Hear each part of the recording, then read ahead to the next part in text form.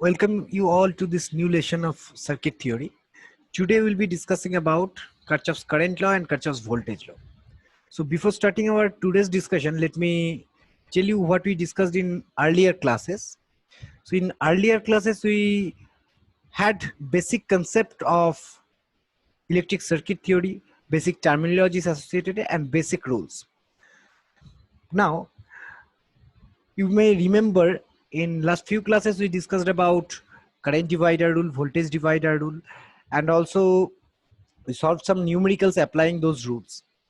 Today we'll be discussing about KCL and KVL to overcome the applicability drawbacks of current divider and voltage divider rule.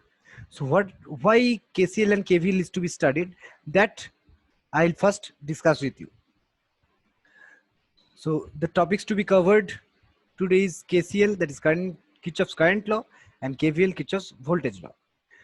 Now see, let us consider this circuit. This will tell us the applicability of Kirchhoff's current law and voltage law and drawbacks of current division or voltage division rules. Now see here, this is one resistor and these are two other resistors.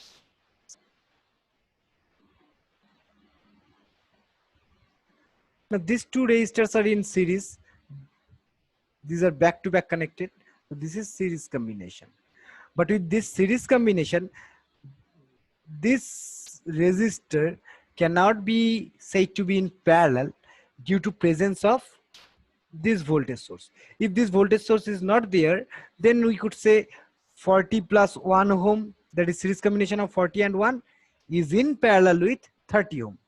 But due to presence of this 45 volt EMF source in between these two, in between 30 and 1 ohm, so we cannot say these are in parallel. Now as we cannot make parallel or series combination between all the resistors, we cannot apply current division or voltage division rule straightly. So what we need to do, we need to use some other tool, some other rule to get solution for such problems.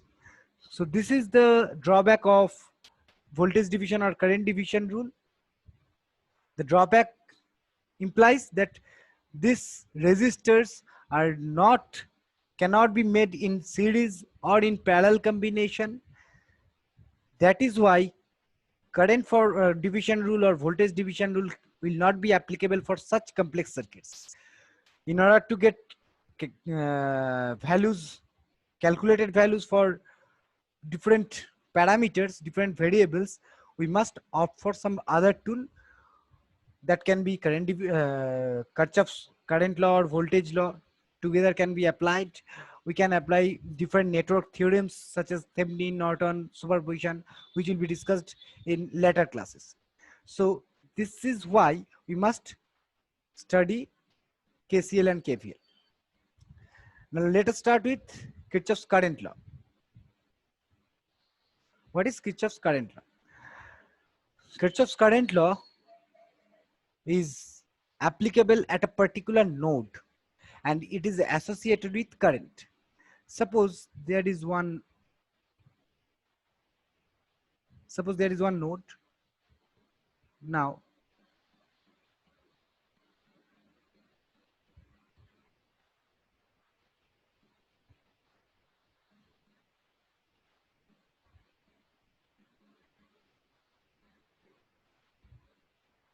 suppose these blue currents are showing incoming currents and these green are showing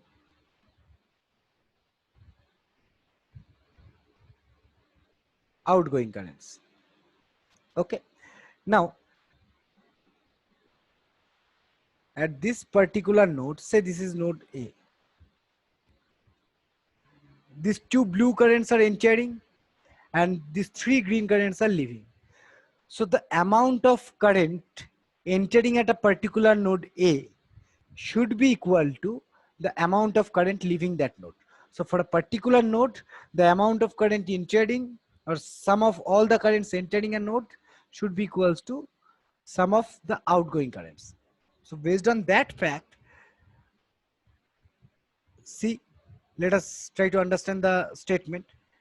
The algebraic sum of all currents meeting at a node is 0.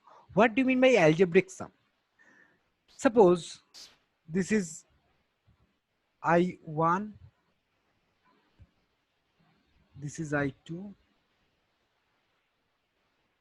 this is I3, this is I4, and this is I5. So what can we say?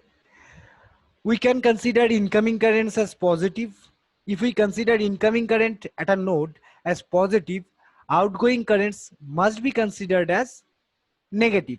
So that is why algebraic sum comes here. This implies not only will make the sum, will make sum of magnitude along with their direction. So if incoming currents are considered as positive, then it will be written as plus I1 plus I2 minus I3 minus I4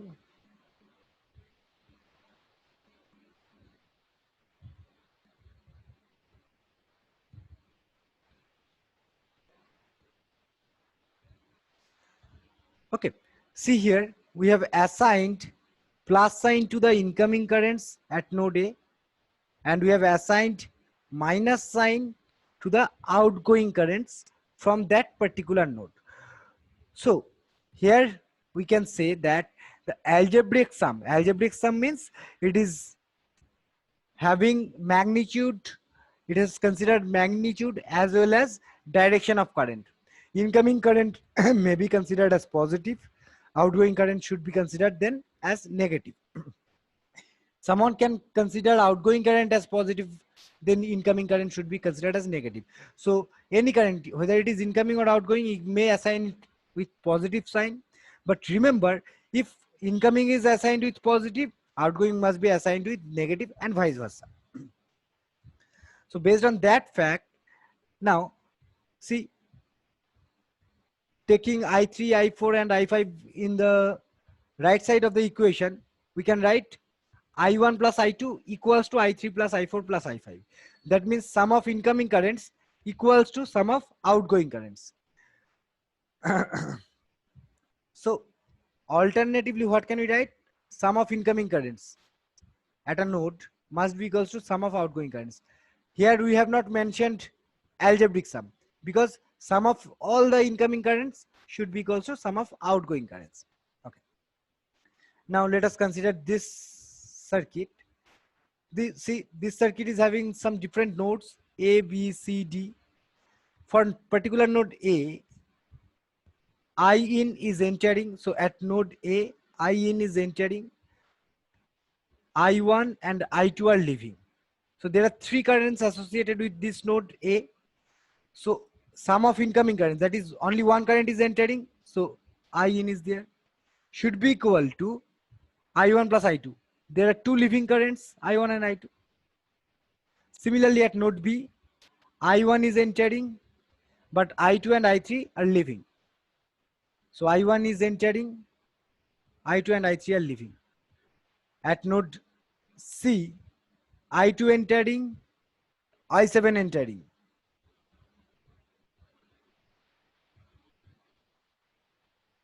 At node C, we have missed I2 here. Here it should be I2. So I2 plus I7 equals to I5 plus I4. I5 and I4 are leaving. Similarly at node D, I3 entering, I5 entering. So I3 plus I5 and I6 is leaving. So minus I6 equals to 0. Or you can write I3 plus I5 equals to I6. So likewise.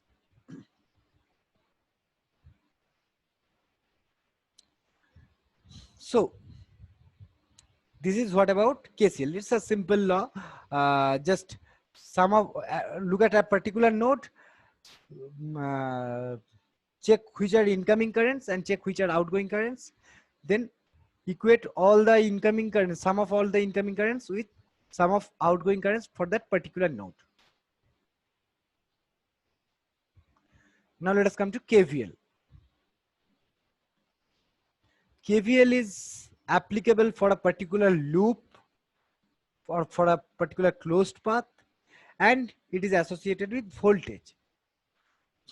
So what KVL says? The algebraic sum of all the EMFs and IR drops. As I said, it is associated with voltages. So voltages means there can be EMFs or battery source or any source of energy, voltage source, and there can be voltage drop across resistors. That is IR drop.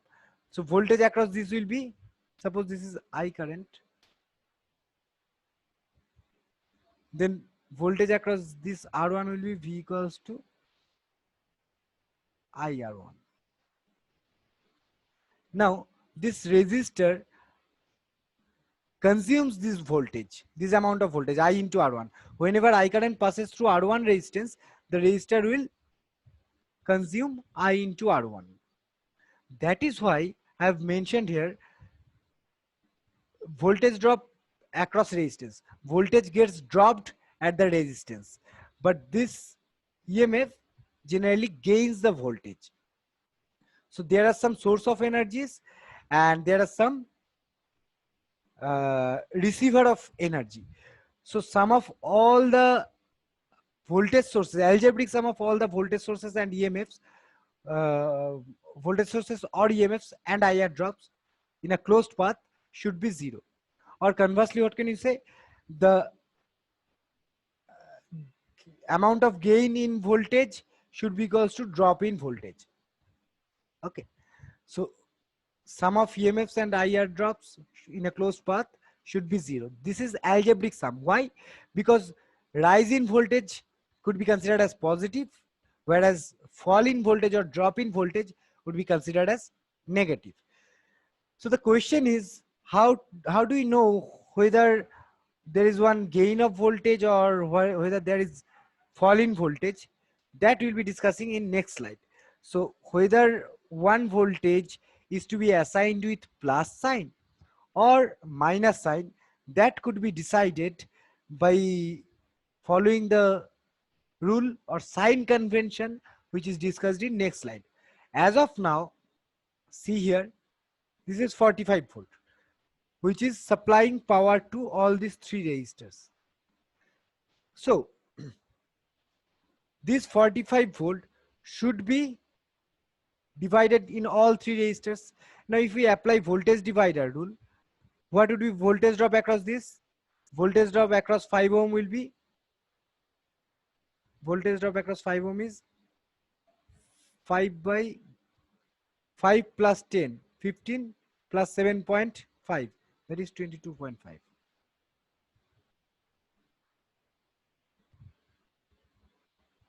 Into total voltage. Voltage drop across a particular resistance is total voltage, which is divided, that is 45, multiplied by that resistance by some of the resistances. So it will be 2. So 10 volts. Voltage drop across this is 10 volt. Similarly, voltage drop across 10 kilo ohm will be, this will be 10. So 20 volts. And voltage drop across 7.5 ohm will be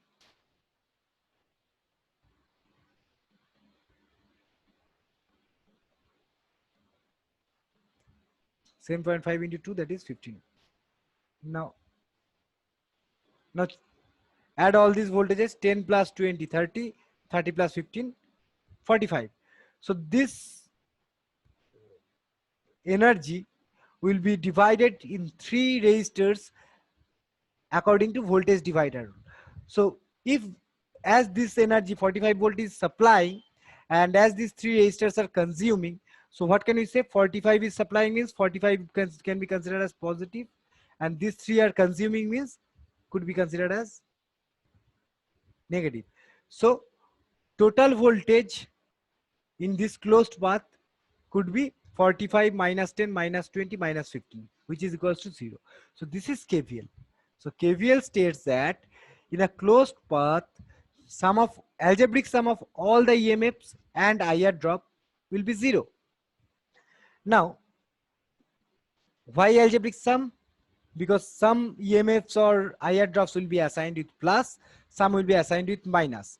How to assign sign of EMF and IR drops, that we'll be discussing in next slide. For this one, see 10, 4, 4, 2. So these are the drops, 4 plus 4 plus 2. That is 10 is drop, voltage drop, and 10 is voltage rise.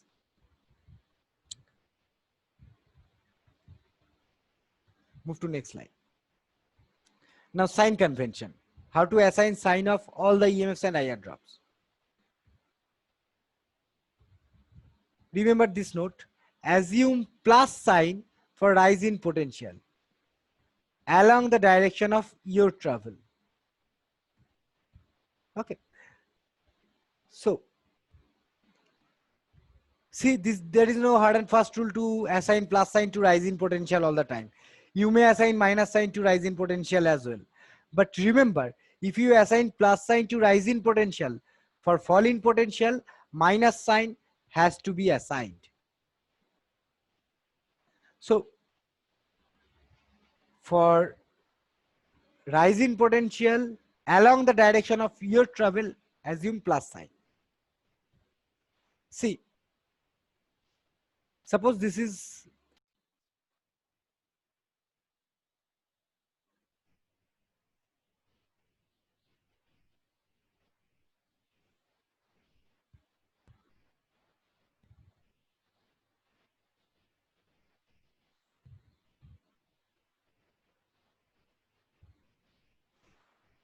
sorry for the interruption.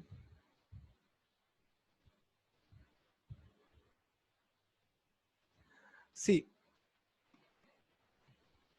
suppose for this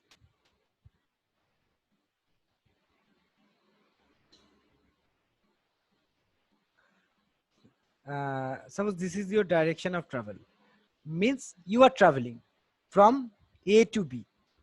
Now while you are traveling from A to B, while assigning sign of IR drop, what happens? Suppose you are traveling in this direction, and suppose you have assumed current is flowing in this direction. So this is assumed direction of current, and this is your direction of travel. Now when you have assumed that current is flowing in this direction, what can you say? Current always flows from higher to lower potential, isn't it? So this direction of current implies this will be your plus. A will be at higher potential, B at lower potential. That means when you are traveling in this direction from A to B, first you are getting plus sign, then you are getting minus sign. So in along the direction of your travel, you are getting fall in potential. This fall in potential implies it should be assigned with minus sign, because rise in potential should be positive. So fall in potential should be negative. Again, let me tell you, you have assumed a direction of current. This is the direction of current, and this is your direction of travel. So as you are traveling in this direction, and as this is the current direction, this current direction implies, we all know current always flow from higher to lower potential. So direction of current says A is at higher potential, B is at lower potential. So this direction of current implies which one is at higher potential, and your direction of your travel says first you are getting higher potential, then you are getting lower potential. So along your direction of travel, there is higher to lower or fall in potential. That's why IR drop will be negative. Similarly, if you assume the same direction of travel, say the direction of current is reversed now. Here current was in from A to B. Here current is from B to A. So as current is from B to A, so B is at higher potential, A is at lower potential. So along your direction of travel, first you are getting lower potential, then you are getting higher potential. So there is rise in potential along your direction of travel, so it should be assigned with plus sign. So that is how you can assign sign of EMF for IR drops. Now, for your ease of remembering, see, this is direction of travel and this is direction of current. If direction of travel and direction of current both are in same direction, IR drop will be minus. So if DOT, that is direction of travel and direction of current, are in same direction, IR drop will be minus. If both are in opposite direction, IR drop will be plus. See, this is direction of travel and this is your current direction. If both are in opposite direction coincides, then IR drop will be plus. Now sign of EMF. EMF means a battery. Battery should be assigned with a plus and minus sign. Again, this is your direction of travel. Along your direction of travel, first you are getting minus, then you are getting plus. So along your direction of travel, you are getting rise in potential, which implies it will be assigned with plus. Similarly, along your direction of travel, first you are getting plus, then minus. So this will be assigned with minus sign. So these are known as sign convention. Now Cramer's rule. For complex equations, for equations with 3, 4, 5 unknowns, it is better to use Cramer's rule. You all have studied Cramer's rule in mathematics. I am just recapitulating this one. Suppose you have 3 sets of equations in which x, y, and z are unknowns. These equations can be written in matrix form, where you can write this like this. Coefficient of x is a1, coefficient of y is, for first equation, b1, c1, similarly a2, b2, c2, and so on. So this matrix is given here. So D is the matrix obtained from this. Now what is D1? While getting D1, see, D matrix will be replaced while getting D1, that is while getting dx. In that case, the coefficient of x, this coefficient will be replaced by this matrix. So dx will be d1, d2, d3, and this remaining part of D matrix will be same. Similarly, while getting dy, that is coefficient of y, b1, b2, b3 will be replaced by this. It's very simple. a1, a2, a3 will be intact. b1, b2, b3 is replaced by this. Okay. Now, once d, dx, dy, dz are obtained, x equals to this, y equals to this, and z equals to this. This is known as Cramer's rule.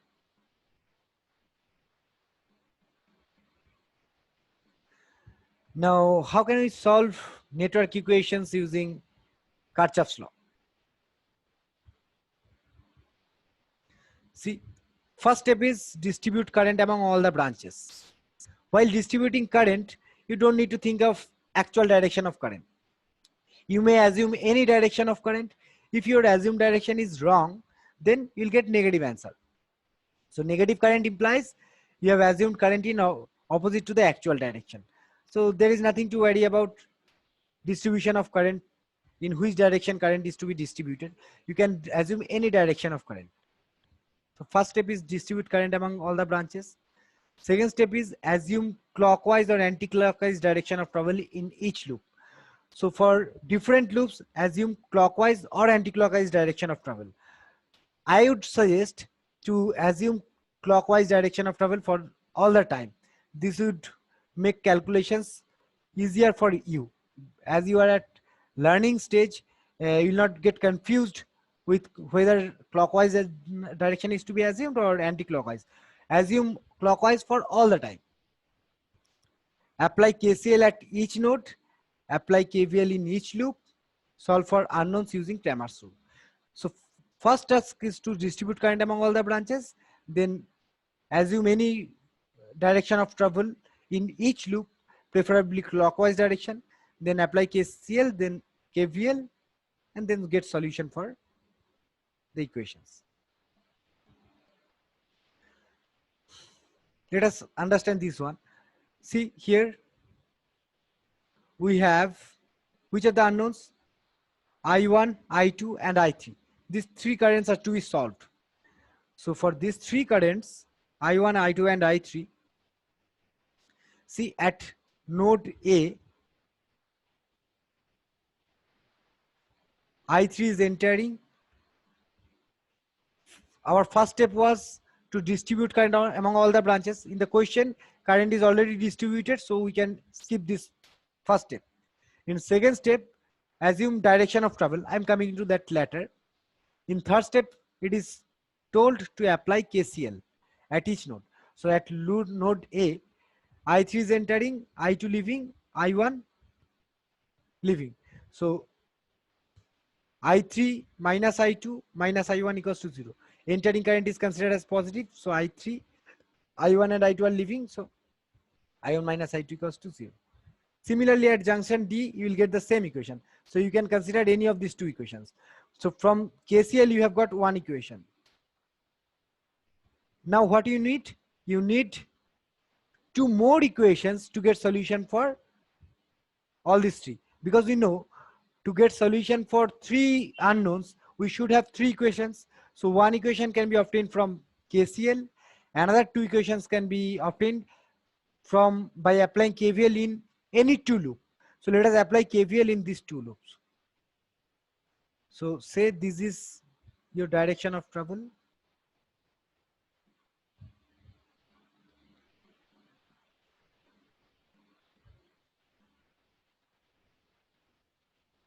So assume clockwise direction of travel and apply KVL in each loop. See, here direction of travel is assumed in clockwise direction. In loop 1, it is shown by blue color. In loop 2, direction of travel is shown by green color. And loop 3 can also be considered, which is the outer loop. But here, for our calculation, we can apply KVL in any two loop because we need only three equations for three unknowns. One equation is obtained from KCL. Remaining two equations can be obtained from KVL. So you don't need to apply KVL in all the three loops. You can apply KVL in any of the three loops, any two of the three loops. Now let us apply KVL in our upper loop first. See here. Let us start with this one. Let us start with this EMF. See, this is your direction of travel. So while you are traveling along this direction, consider this arrow as your eyes. Your eyes first getting negative potential, that is negative terminal of the voltage, then you are getting positive terminal of the voltage. So as you are traveling along this direction, first you are getting negative terminal, then you are getting positive terminal. So there is rise in potential along your direction of travel. So due to rise in potential, 45 should be considered as plus. So 45 is considered as plus. Then let us come to this point. This current through this 1 ohm is in this direction, and your direction of travel is also in the same direction. If direction of current and direction of travel both are in same direction, IR drop will be negative. So IR drop for this one will be, I3 current is flowing through one resistance. So -1 into I3 will be the voltage drop across 1 ohm. and as both the current and direction of travel are in same direction through 1, so it will be considered as plus. Similarly for 40, same, it will be plus 40 into I3. This will be plus 40.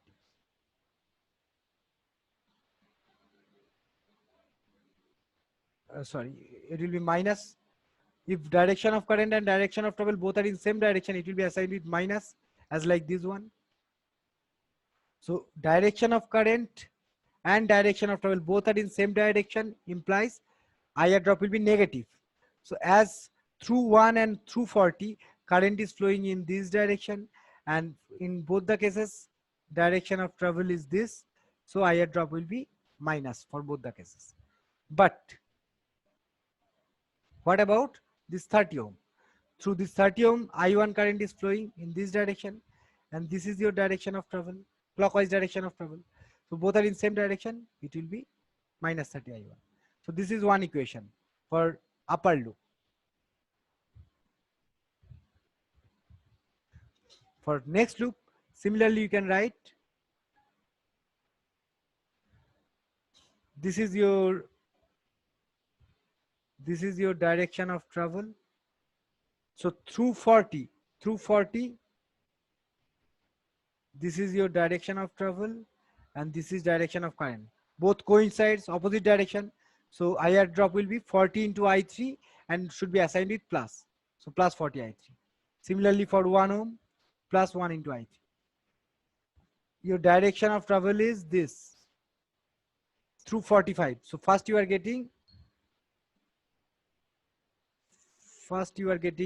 rise in potential, that is plus.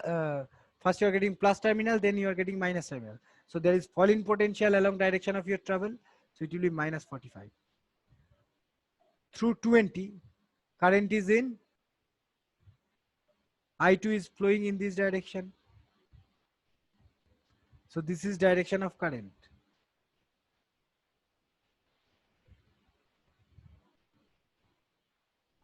And this is your direction of travel. Both are in opposite direction. So it should be plus 20 I2. Plus 20 I2. Similarly, I2 is in this direction, and this is your direction of travel.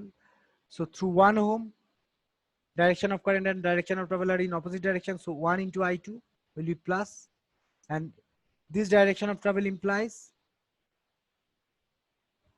minus, plus to minus.